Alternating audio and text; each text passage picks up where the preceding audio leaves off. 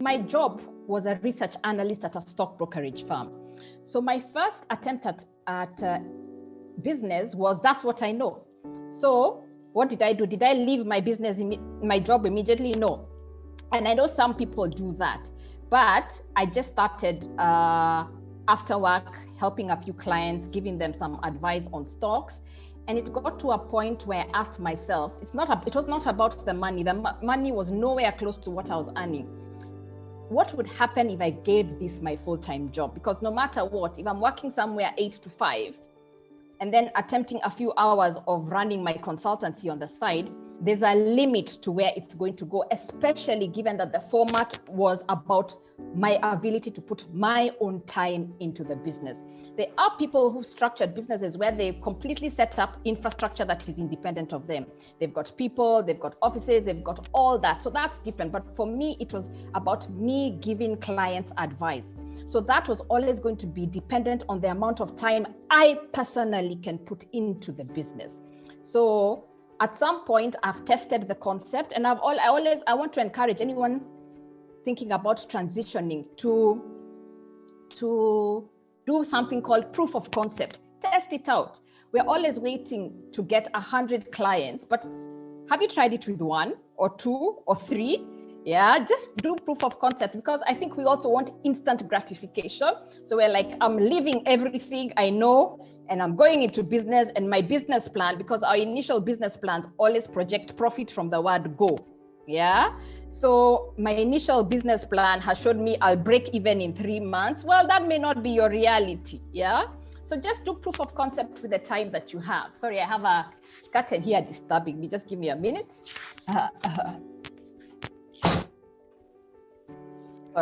Sorry about that. Sorry about that. Yeah. No worries. No worries at all. So just test it out with what you can. So I did that, and eventually I went to doing this stock brokerage business agency. I was an agent of a stockbroker full time, and that was my first business. And it taught me a very important entrepreneurship lesson, and it's the lesson of identity, or what we call brand. When I left the bank, and at that time I was working for a bank that is now known as Stanbic, before it was CFC Bank, I thought the clients I was working with at the bank, once they hear I've left, they'll all come with me to my small business. Shock. Yeah. And that's when I realized the power of identity, the power of time, the power of profile, the power of experience that I cannot instantly replicate. So I learned, even for my new business, it had to build an identity of its own. And that is the hard work. And for the kind of businesses we are encouraging you to build, even in the Centonomy Entrepreneur, it's the business that should have an identity. It is not you as the founder being the identity of the business, because that limits the business to some extent. If people had to go to Rhoda's shop and it only had to be Rhoda there selling for her to sell anything, or she had to be the one personally selling, the business would have very limited ability to actually grow. Yeah.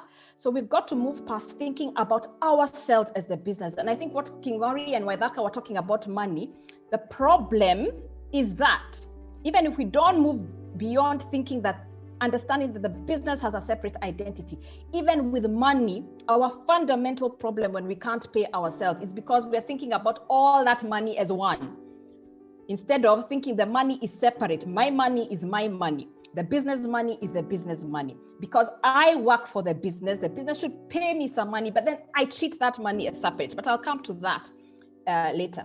So what I want us to move from is from being entrepreneurs in our own right to witnessing entrepreneurship in action within our business. And that is the powerful transition. That is the kind of business that you see, like the business I left, where the customer would not move because they wanted to be with CFC. Yeah, it was not about whether it was Waceke or John or Mary servicing them. They wanted to be with CFC.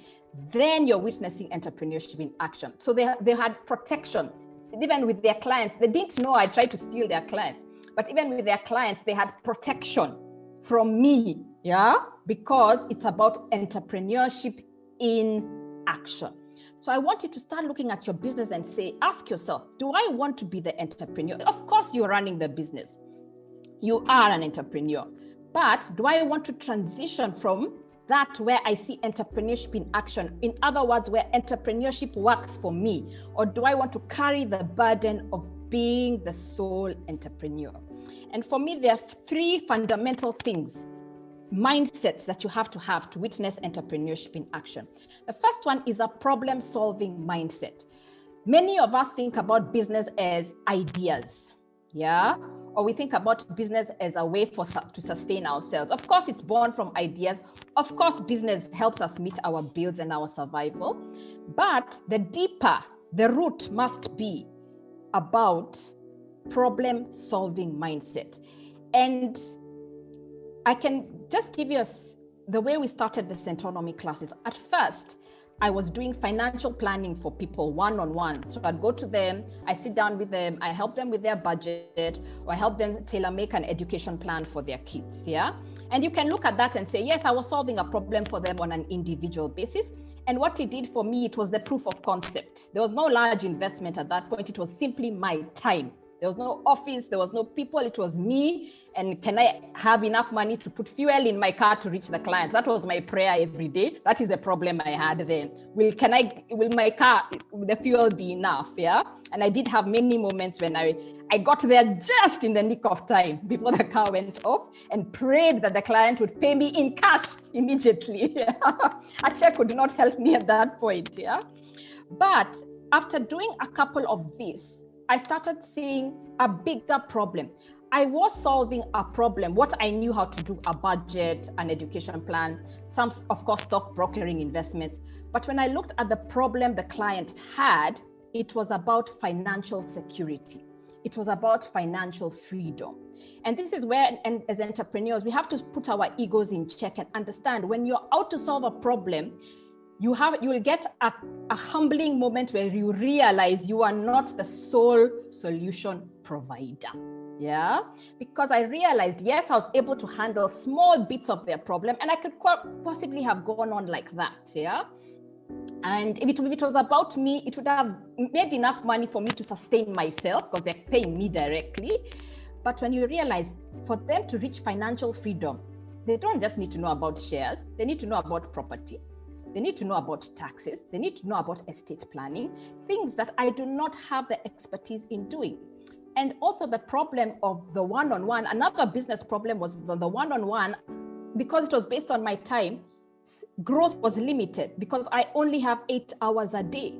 So in that 8 hours, even if I do my best, I can only give quality consultancy to 3 clients. So the impact that we would have is very minimal. But at the same time, it became easy. When you're testing proof of concept, the answer will come.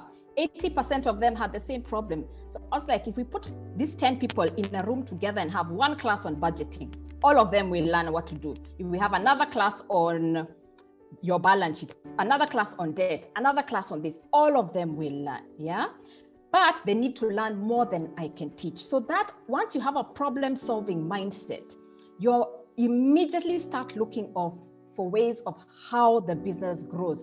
Not just because you want it to grow, but because it has to grow. I mean, it's not about just wanting, because sometimes we're so comfortable with how the business is running that we may not even want growth. But when you start being almost addicted to the problem, then you understand. And the life of an entrepreneur is forever solving problems.